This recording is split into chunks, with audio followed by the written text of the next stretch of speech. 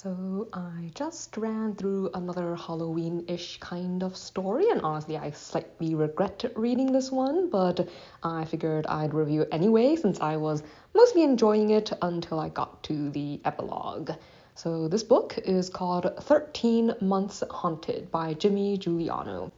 So both the prologue and the epilogue are focused on a college student who is writing a research paper and kind of conducting a independent research project into the phenomenon of like social media posts and stuff that go viral, and he stumbles across the story of something strange that happened in this town some years ago. And it just so happens that one of the main characters in this story is a relative, and he's able to get them to agree to give him an interview.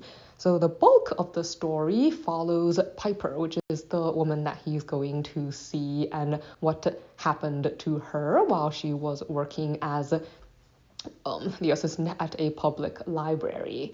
So in her job working at the public library, like one of the things that Piper discovers is her responsibility is to visit schools and basically try to get more students to sign up for library cards and to participate in the various activities and things that are going on at the library. So during the course of these duties, she encounters a new student who has just moved into the area called Avery. Like Avery seems to be very quiet, and something's definitely going on with her that's very strange. Like her mother is constantly with her. Like one of the conditions that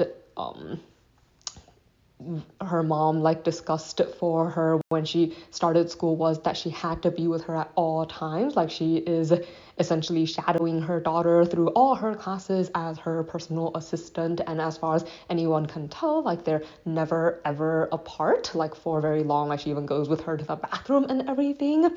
And obviously this is very bizarre behavior, and there's all these rumors going around about why this might be, or what makes this family so strange, including one rumor that says that they're involved in dark magic and witchcraft, that Avery's sister and father were killed in some strange way in the house they used to live in, which people say may have been haunted or something.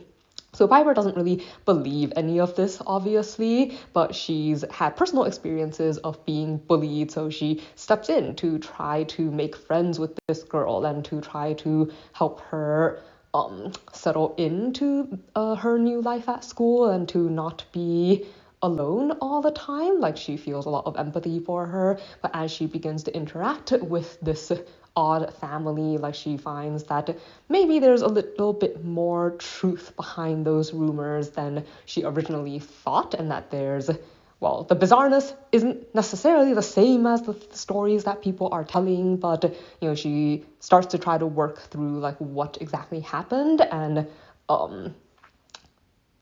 to possibly prevent more bad things from happening, because whatever started back with Avery's family before has not completely ended.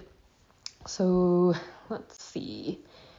I mentioned before that I kind of regret reading this story, but I decided to review it anyway. So my major dislike, I really don't like the way it ends, and I have there's this thing that happens in a lot of horror stories where you get people doing stupid things that get other people killed, or people willful stupidity is something that I don't have a lot of patience for, especially when, if you just get yourself killed, then fine. But when you can see the disaster and it's because people are dumb on purpose and do consequently somewhat evil things, that tends to really annoy me. And I think a bad ending can really ruin the experience of reading a book, which is why a lot of times if the ending is really bad, I might choose just to not review it at all. I kind of feel I wasted time on it and don't want to spend time thinking about it.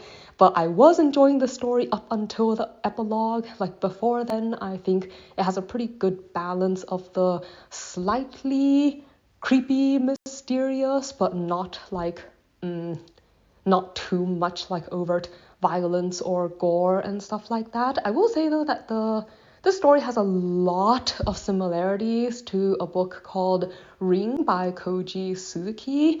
I think there was a movie based on that one too. I'm not much of a movie watcher, so I haven't seen it. The book was quite good though, and I think in comparison, I think Ring was a lot better, I guess, but there's a lot of similarities. So I couldn't help thinking about that book when I was reading this one.